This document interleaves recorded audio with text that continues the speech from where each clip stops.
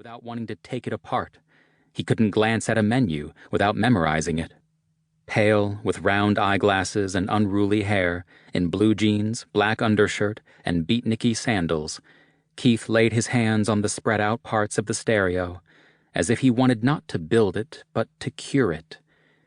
Then he picked up a small screwdriver and looked at the overhead light through the mango-colored plastic handle. He pursed his lips. Sometimes Keith looked older than his parents. And then he got up and went upstairs.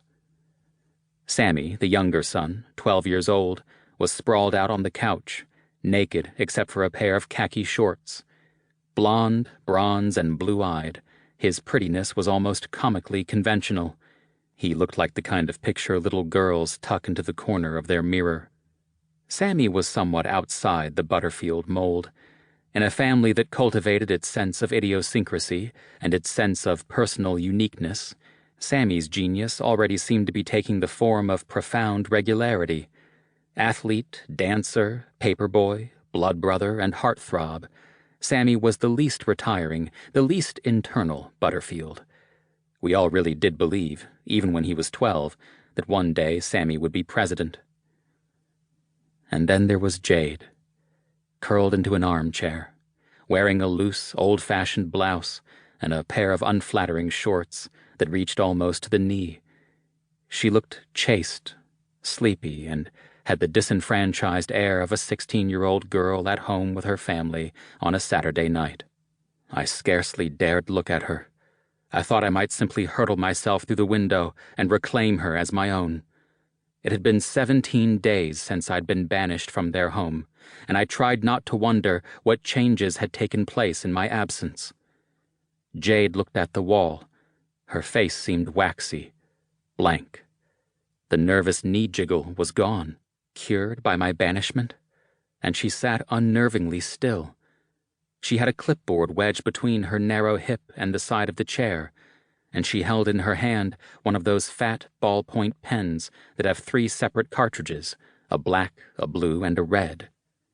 I still believe the statement that gives the truest sense of my state of mind that night is that I started the fire so the Butterfields would have to leave their house and confront me.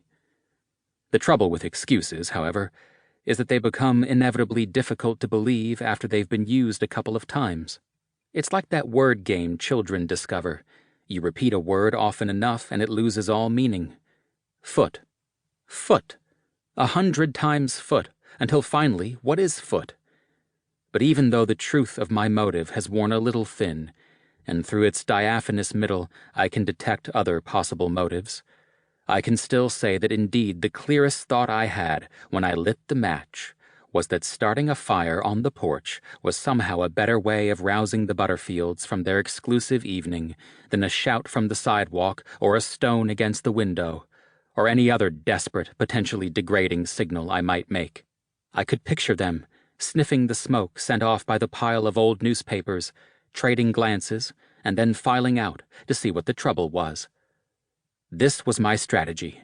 As soon as the papers catch fire, I hop off the porch and run down the block.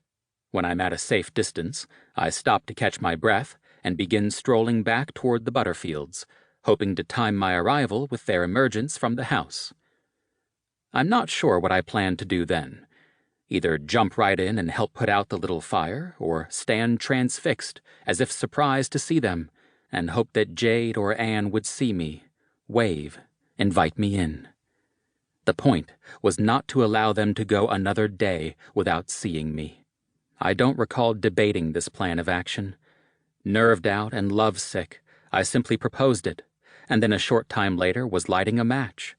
I waited for a moment, my legs shaking from their desire to vault off the porch and run like hell, to make certain the fire had really taken hold. The flame lifted the corners of that stack of papers, page by page, increasing the depth of its penetration, but not the breadth. I could have put it out by stepping on it a couple of times, and I came close to doing so, not out of foresight, but panic. I remember thinking, this will never work. The flame, after burrowing through a few layers, at last made its move to the heart of the pile. It seemed to have found the perfect dry bridge to race across. It was still not an impressive fire by any means,